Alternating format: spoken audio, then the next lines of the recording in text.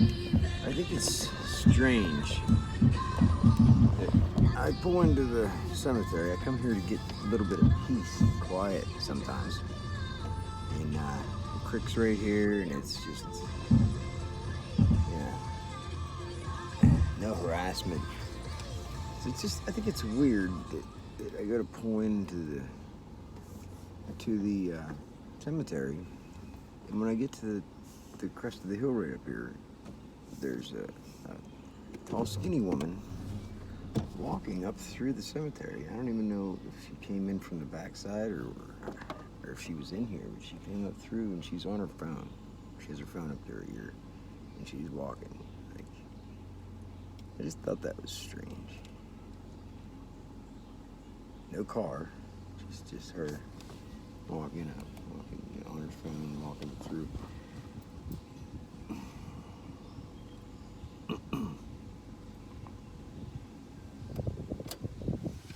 So I'm gonna hang out here for a while, see what happens.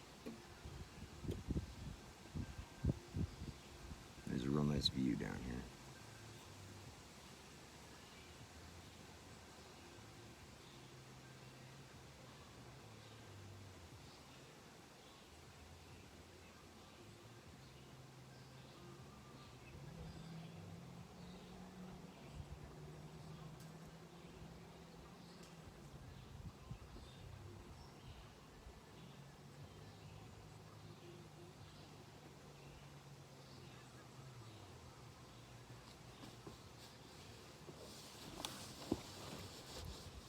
Nope, she's coming back. Now she's walking back this way on her phone. It's pretty strange if you ask me. Take a look. Oh, nope, now she's heading back again. Now she's heading back the other way again. And she's on her phone. Okay. Tell me that's normal, right? She just came up over the crest of the hill, and as soon as she seen me, she started walking down over. As soon as she seen me, then I fucking pointed my phone towards her, and she fucking turned around real quick and went the other way.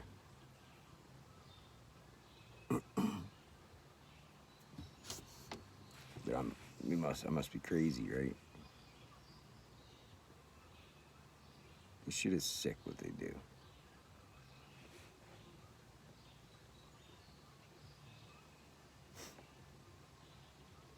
You can't even get any peace at a cemetery.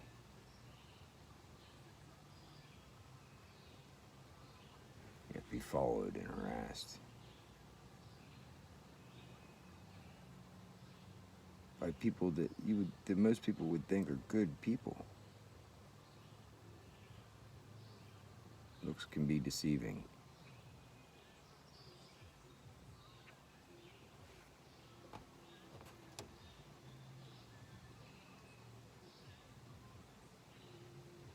I don't understand what their motivations are.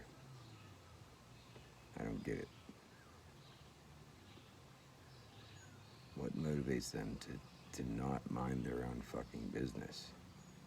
And to the point where they literally have like a fucking club where they talk to each other and follow certain people around.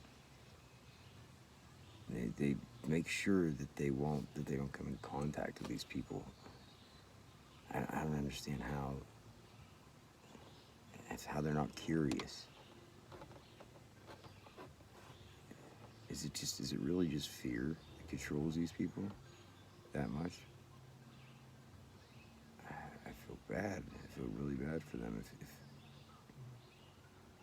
if they are controlled that easily by fear. We're all gonna die. You're gonna die, I'm gonna die, we're all gonna die someday. Why do you fear it? When it's your time, it's your time. Simple as that. Yep, she's coming back. She's walking back up. She's on her phone. She's heading back towards me now. See, you can't make this shit up. She's looking over my way. On the phone. I mean, who walks through the cemetery back and forth, same direction, back and forth, back and forth, back and forth? Yeah, way better. And she waves back at me on the phone. Oh, no, she turned around and walked back now.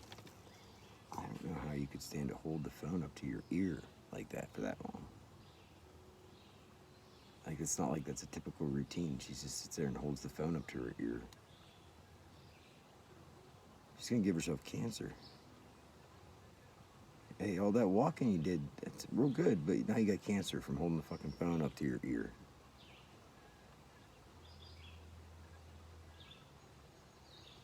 Sorry, this does not seem like the place that somebody's gonna use to do their just walking back and forth like a short 100-yard section of the cemetery. It don't make any sense, because right down here is a fucking levee that you can walk a big long loop around this levee and nobody bothers you. And if you want elevation, you can have elevation. If you want, you know, whatever you, I don't know.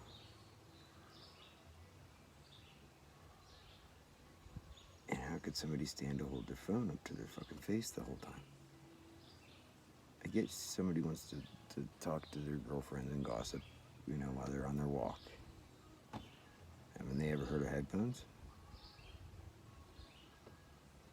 Or speakerphone? Maybe not, maybe not. Maybe that's all it is. I don't have the answers, but that just seems weird to me. It just seems weird. I guess I seem weird to a lot of people too. Like some guy sitting in the back of the cemetery in his car, talking to himself. That probably seems pretty weird. Maybe she is curious and then she's just talking to somebody while she's trying to figure out what the hell I'm doing. Whatever.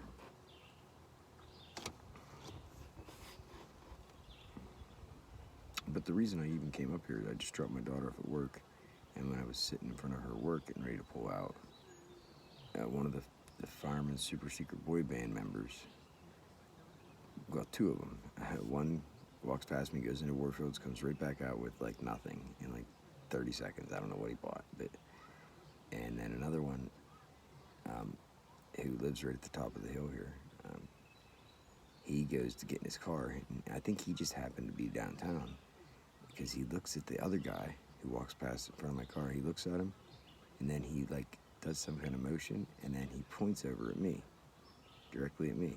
And then, just in case the other guy didn't even get what he was saying, he did it again and points directly at me. And there's nobody around me, like just me. And then they like chuckled. You know, they shared like a laugh together. So I don't know if they really think people are just that stupid or what.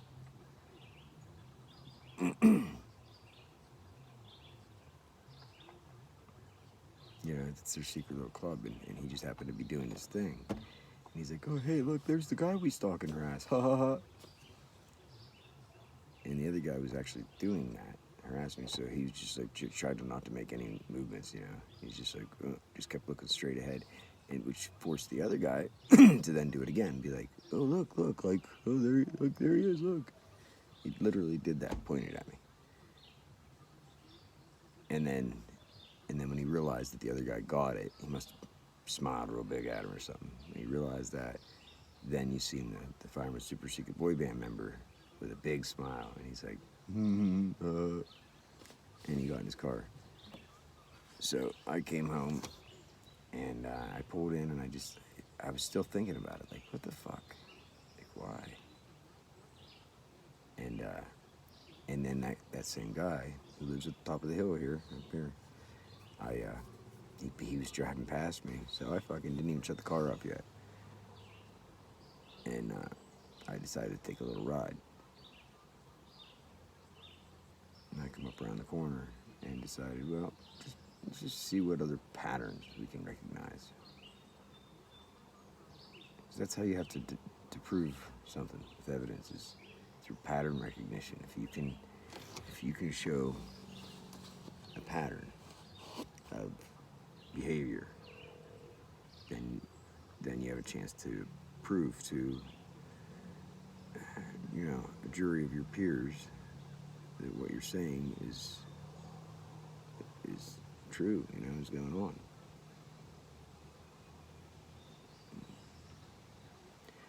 I don't really care that if people believe me or not. My goal is to help those that it happens to. If the ones that don't understand what the fuck is going on, because that was me for a while. And my goal is to make it stop. And it seems like the only way to make it stop is to expose it.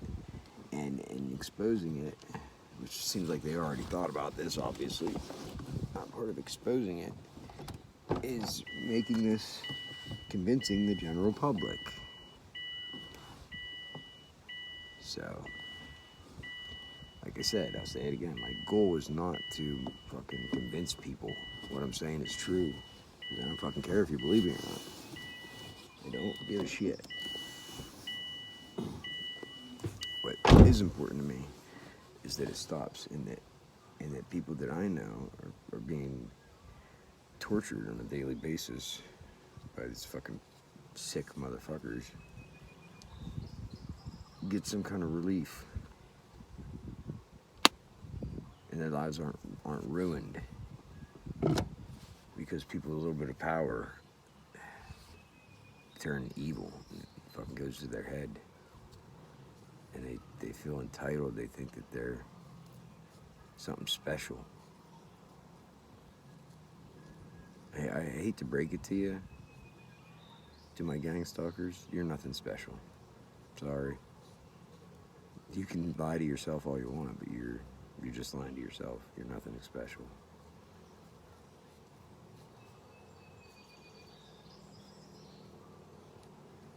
Matter of fact, the people that think that they are something special are actually less. They're less of a human being, or less of a man, or less of a good citizen than the people they look down on. That's the truth.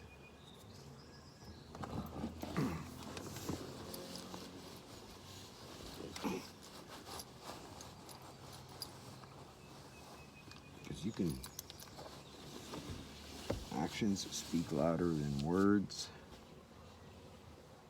And, your words, you might talk like you're a good person. You might talk about the good things that you do. But those actions that you take that you don't want to talk about, those actions that you take that you won't even fucking say out loud what you do, those speak louder than your words too. And even though you're doing it in the shadows, somebody still sees it. Guess what? God sees it. Whether you believe in him or not, I do believe 100% that you will be judged on how you lived your life towards other people.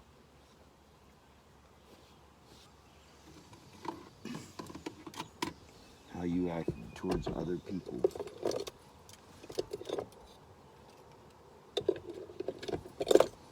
will determine how you get to spend your eternity after this blink of an eye lifetime that we live is over. They say life flashes before your eyes, right? Because that's just it. Your whole life can literally flash before your eyes. It's that quick. It's a blink of an eye. In the big scheme of things. It's a tiny, itty, bitty, little fucking microscopic chunk of time compared to the big picture.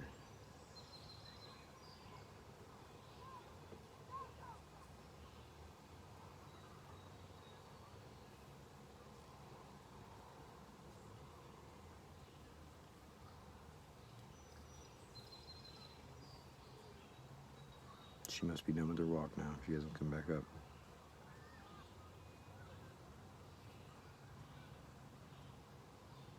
And here's another thing that was funny. When I was coming up the hill, she was coming from over here up across. And I came down around this loop here, and she headed down. So when she comes back up, she only comes to right where she can see me, and then she turns around and goes back. She was all the way down over here, though, whenever I started up over the hill. The devil's in the details. Oh well. I'm gonna go get something done.